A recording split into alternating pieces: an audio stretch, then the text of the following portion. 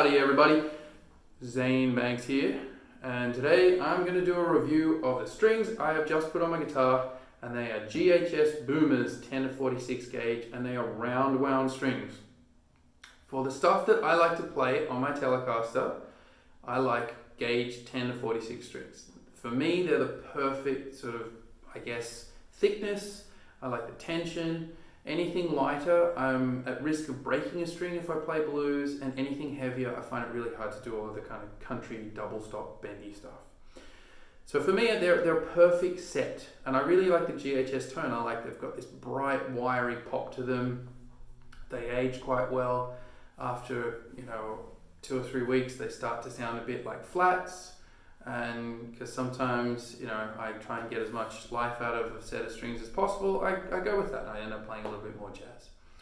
I have guitars at home that I use for very specific gigs. So I've got an arch top with gauge 12 flat wound strings, which is perfect for pure jazz. I have a D28 and a Tasman at home, which I use for bluegrass stuff, and they have gauge 13 round wound strings. But for this stuff, this is my workhorse. I take this to basically every gig. I play it between 60 and 80 hours a week, and I want to be able to play more or less anything, and the GHS Boomers do it for me.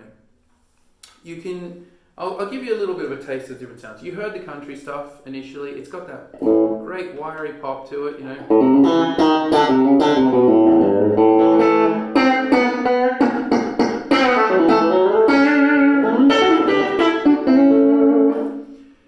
If I knock it back a little bit, it gets really mellow and it's got a beautiful bluesy sort of sound to it.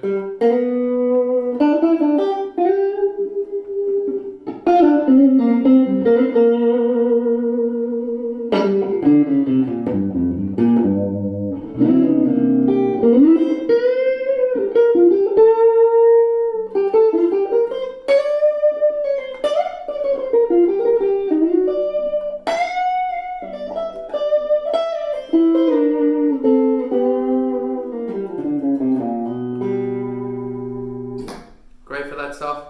Great for the sort of funky sounds that you could get.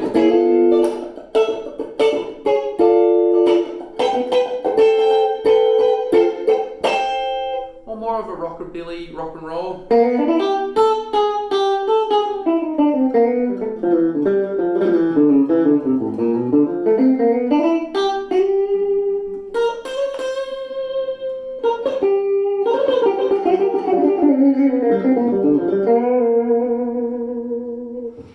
And if you put it on the neck pickup, you wind the volume just off a touch and you tone back to about 3, you do get a bit of the sound of flat wound strings.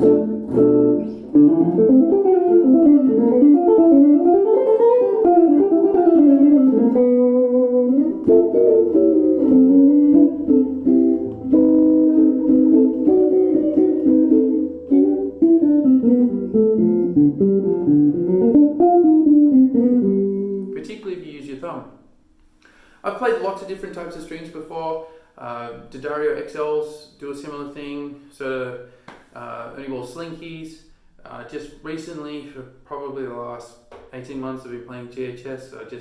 I like them. They're affordable, they're consistent, so each pack, you know what you're going to get. There's also consistency through the strings. There's not like one particular string that really jumps out and pops.